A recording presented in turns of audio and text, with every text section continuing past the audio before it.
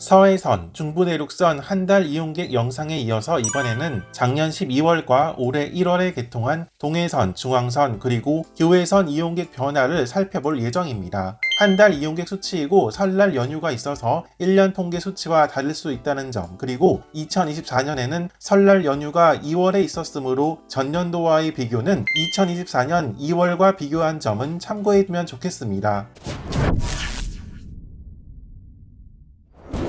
먼저 2024년 12월 20일에는 중앙선 전 구간의 복선 전철화가 완료되었습니다. 그래서 안동역에서 영천역을 보면 의성역은 그대로 있지만 탐리, 화본, 신영, 부경천역은 사라지고 대신 군위역이 신설되었습니다. 그리고 중앙선 KTX 일부 열차가 부전역까지 운행하고 있습니다. 운행 횟수도 적고 아직은 KTX가 고속으로 달리는 구간이 많지 않아서 중앙선은 완전한 개통이다라고는 아직 보기 힘든 상황입니다. 영상을 통해 여러 번 소개했듯이 화본역에 비해 군위역은 위치가 조금 애매한 곳에 들어섰는데 이 역의 1월 하루 이용객은 54명 정도로 나타났습니다. 사실 군위역은 현재 KTX는 통과하고 있고 운행 횟수도 왕복 4회 정도밖에 되지 않습니다. 이 역을 대신한다고 볼 수 있는 화본역이 작년 2월 기준 28명 정도 이용했으니 이때에 비하면 그래도 이용객이 늘어났다라고 볼 수 있습니다. 작년 2월이 올해 1월보다 전체적으로 일평균 철도 이용객이 많았기 때문에 올해 1월 이용객이 비슷하거나 많으면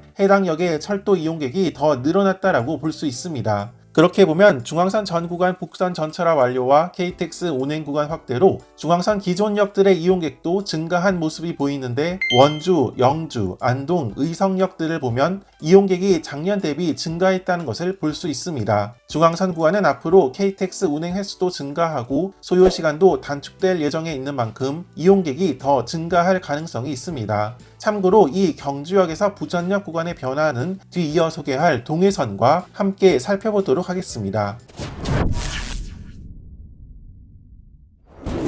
아직 영상을 통해 소개를 못한 노선이 하나 있는데 교외선입니다. 20년 만에 정기 여객 열차가 부활했지만 당초 알려진 것과는 달리 왕복 10회가 아니라 왕복 4회만 현재 다니고 있습니다. 1월에는 1000원에 다니기는 했지만 출퇴근 시간대에만 다녀 주말에 여행 목적으로는 이용하기 힘들다는 문제점이 있었습니다. 개통일부터 1월 31일까지 이용객을 보면 양끝 종점인 대곡역과 의정부역이 일평균 480명 정도 수준, 그리고 월릉역과 송추역이 40명대, 이령역과 장흥역은 20명대의 이용객을 보였습니다. 20년간 잠들어 있던 노선을 간단히 시설 개량을 통해 운행해 열차가 빠른 속도를 내기가 힘들고 1월에는 운행하는 시간대가 한정적이었다는 것을 감안하면 그래도 나름 이용객이 많았다는 것을 볼 수 있습니다. 이 교외선은 여행을 목적으로 한 이용객이 많이 타는 노선인 것을 감안해 2월 3일부터는 주말 시간대에 한해 낮 시간대에 운행하도록 시간표를 조정한 바 있었습니다. 여전히 운행 횟수는 똑같지만 이렇게 낮 시간대로 옮기고 나서 주말 이용객이 36% 정도 증가했다는 이야기도 있습니다.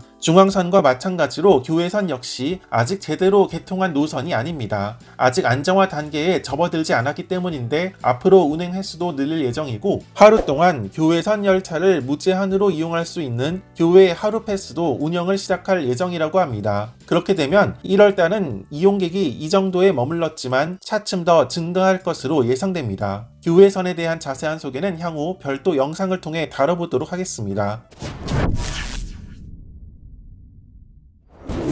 사실 작년 11월부터 올해 1월까지 개통한 철도 노선 가운데 가장 인기를 끌고 있는 노선이 있습니다. 바로 동해선입니다. 일단 동해선 개통과 함께 새로 운영을 시작했거나 다시 영업을 시작한 역들의 이용객을 살펴보면 울진역이 하루 626명 이용해 이용객이 가장 많았고 그 다음으로 삼척, 영덕, 후포, 흥부, 영해역 순으로 이용객이 많았습니다. 삼척역은 538명, 영덕역은 406명 정도 이용했고 후포, 흥부, 영해역도 하루 100명 이상 이용했습니다. 다만 매화역의 경우 하루 8명 정도 이용해 새로 개통한 역 중에서는 이용객이 가장 적었습니다. 사실 매화역은 위치가 여기인데 다른 역들에 비하면 주변 인구가 그렇게 많지 않다는 것을 알 수 있습니다. 나머지 역들의 이용객을 살펴보면 다음과 같은데, 동해선 개통과 함께 드디어 기차를 통해 갈 수 있게 된 울진군의 7개 역을 다 합하면 나름 이용객이 많다는 것을 알 수 있습니다. 삼척시의 이용객을 보면 이번에 신설된 근덕, 옥원, 임원역은 하루 15명에서 22명 정도 이용했다는 것을 알 수 있습니다. 오히려 주말에 한정해 일부 열차만 정차하는 삼척 해변역이 32명 정도 이용하고, 마찬가지로 주말 한정 정차하는 동해시의 추암역도 26명 정도 이용한 것을 보면 삼척역을 기준으로 삼척시 남쪽에 위치한 신설역들의 이용객은 그렇게 많지 않다는 것을 알 수 있습니다. 사실 관광지들이 이곳에 많기는 한데 이 신설된 기차역을 중심으로 연계 교통수단이 마땅치 않다는 문제점들도 보이는 구간입니다. 이번 동해선 개통과 함께 기존 역들의 이용객도 크게 늘어났는데, 동해, 묵호, 정동진역은 물론 가장 동해선 개통 효과를 크게 본 역으로 강릉역이 있습니다. 부산, 울산, 대구 등 남부지방에서 기차를 타고 한 번에 강릉을 갈 수 있게 되자 이 역으로 이용객이 크게 몰린 것인데, 지난 1월 강릉역 하루 이용객은 1,458명 정도였습니다.